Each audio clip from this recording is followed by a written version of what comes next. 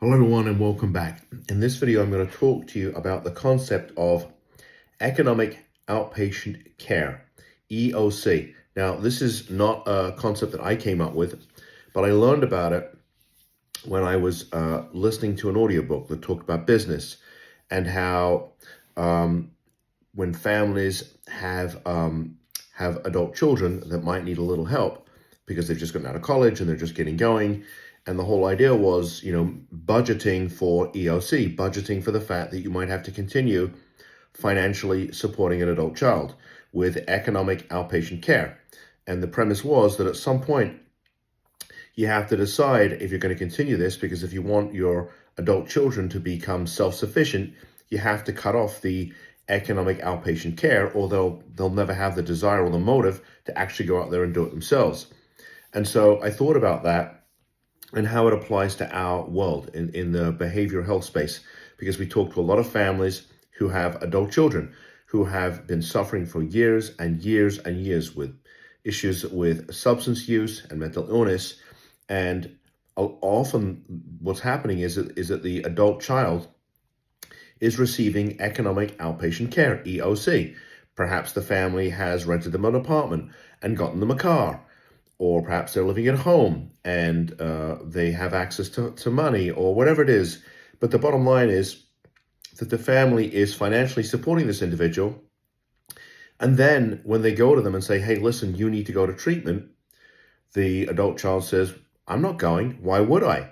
I mean, I'm living at home. I'm living in my own place. I got a car. I have money. Why would I ever go to treatment, right? I get it. I'm using marijuana every day. So what? I have anxiety and depression. Marijuana helps with that. Why should I take my medications? No motivation. And so, one of the conversations that we have for the family is, why are you continuing to finance this behavior? And so, the family says to us, well, what should we do? Should we just cut them off? Because if we cut them off, they'll be homeless. And I say, yeah, you should cut them off, but it's not just a matter of cutting off the economic outpatient care. You got to make the decision to get them into treatment, because giving them the money is not going to get them into treatment. Cutting off the money isn't going to get them into treatment, because, okay, so they'll be homeless or they'll figure out another way to get money. That's not the answer. The answer is they have to go to treatment. Now, obviously, they're not going to go. They've made it very clear. Or if they have been, they've never stayed long enough to finally experience the miracle of recovery, which is why the family is continuing to deal with this crazy situation, which is destroying your family.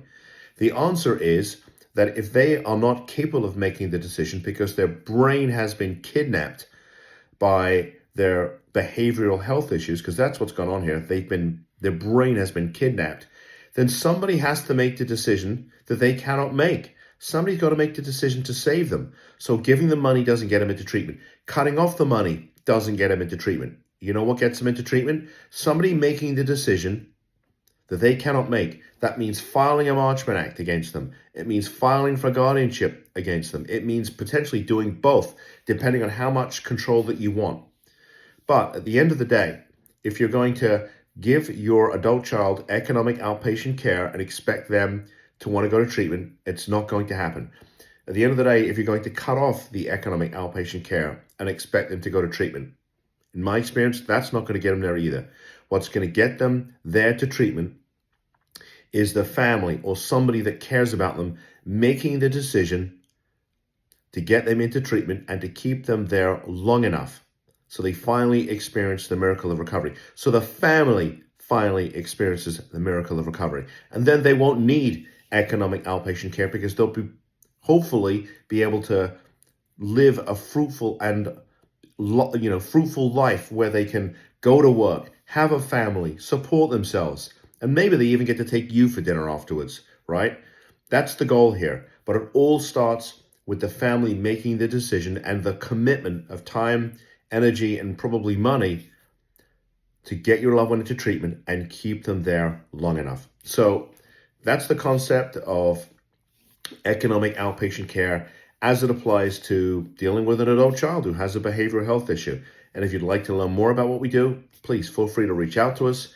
Brittany and Rachel in my intake department have tons of information. They'll be happy to share it with you. And if you need to talk to a lawyer, we can make that happen too.